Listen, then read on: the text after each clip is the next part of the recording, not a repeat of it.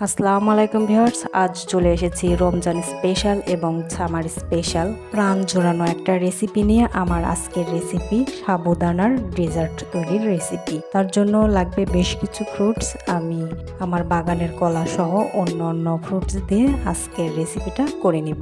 আমি 4 দিন আগে এভাবে করে কলা গাছের রশি বেঁধে এভাবে করে কলাগুলো কেটে নিয়েছি। এভাবে করে রশি দিয়ে বেঁধে কলা কাটলে কলা ধপাস করে মাটিতে পড়বে না। যদি ধবস করে মাটিতে পড়ে কলা, তাহলে কলার ভিতরে একটা শক্ত শক্ত ভাব হয়, খেতে ভাল লাগে না। তাই এভাবে করে কাটলে আর পড়ার কোনো সুযোগ থাকবে না। দেখতেই পাচ্ছেন কলাগুলো মাটি থেকে বেশ উপরেই ঝুলে আছে, মাটিতে কিন্তু পড়েনি। এখন গাছ থেকে কলাটাকে কেটে নিচ্ছি। এখন কাঁধি থেকে কলাগুলো সব ছাড়িয়ে নিব।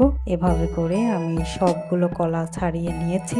এখন খড় বিছিয়ে কলাগুলো এর মধ্যে দিয়ে তার উপরে পাটের বস্তা দিয়ে ঢেকে 4 দিনের জন্য রেখে দিয়েছিলাম। শুধু পাটের বস্তা বা পুরাতন কাপড়েও রাখতে পারেন, আমি এভাবে রাখলাম তাড়াতাড়ি পাকানোর জন্য।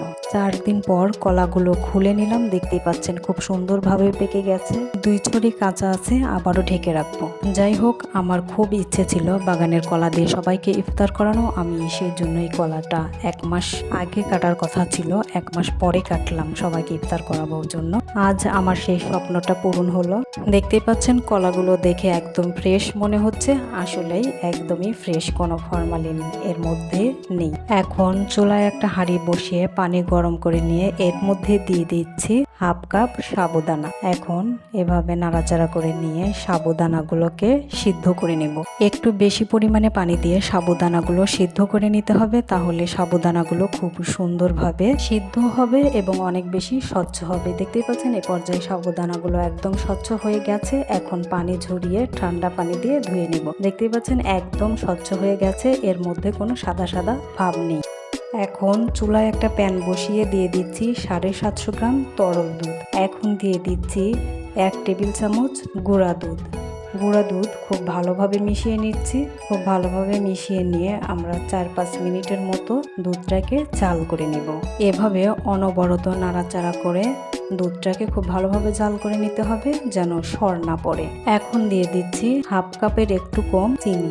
চিনিটা আপনি আপনার পছন্দ মতো বাড়িয়ে কমিয়ে নিতে পারেন। এভাবে অনবরত নাড়াচাড়া করে দুধটাকে জাল করে ঘন করে নিতে হবে। এ পর্যায়ে দেখতেই পাচ্ছেন দুধ বেশ ঘন হয়ে গেছে। এখন দিয়ে দিচ্ছি আগে থেকে সিদ্ধ করে নেওয়া সাবুদানাগুলো দিয়ে আরও আমরা 4-5 মিনিটের মতো জাল করে নিব।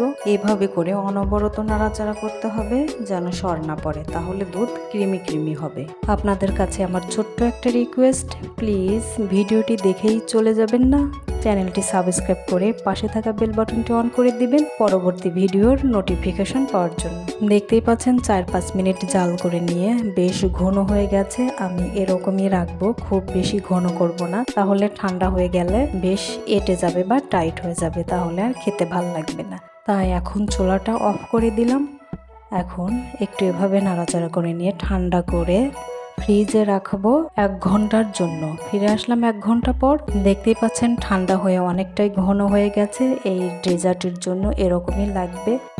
এখন দিয়ে দিচ্ছি কেটে নেওয়া বাগানের কলাগুলো, আর দিয়ে দিচ্ছি কিছু কালো আঙুর। এখন দিয়ে দিচ্ছি কিছু সবুজ আঙুর, আর দিয়ে দিচ্ছি কেটে নেওয়া আপেলগুলো। এখন দিয়ে দিচ্ছি কিছু বেদানা বা আনার। এখানে ফলগুলো আপনি আপনার পছন্দ মতো দিয়ে নেবেন। এখন সবগুলো উপকরণ খুব ভালোভাবে মিশিয়ে নিচ্ছি। সবগুলো উপকরণ খুব ভালোভাবে মিশিয়ে নেওয়া হয়ে গেলেই তৈরি হয়ে যাবে আজকের রমজান এবং সামার স্পেশাল প্রাণ জোড়ানো সাবুদানার ডেজার্ট। এ পর্যায়ে সবগুলো উপকরণ খুব ভালোভাবে মেশানো হয়ে গেছে।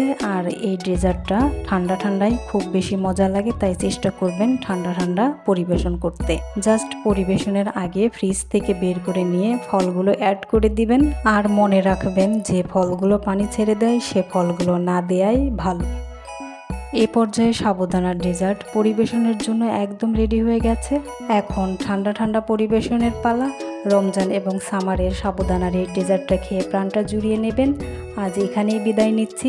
আবারও দেখা হবে নতুন কোনো ভিডিও নিয়ে। ততক্ষণ সবাই ভালো থাকবেন, সুস্থ থাকবেন। আল্লাহ হাফেজ।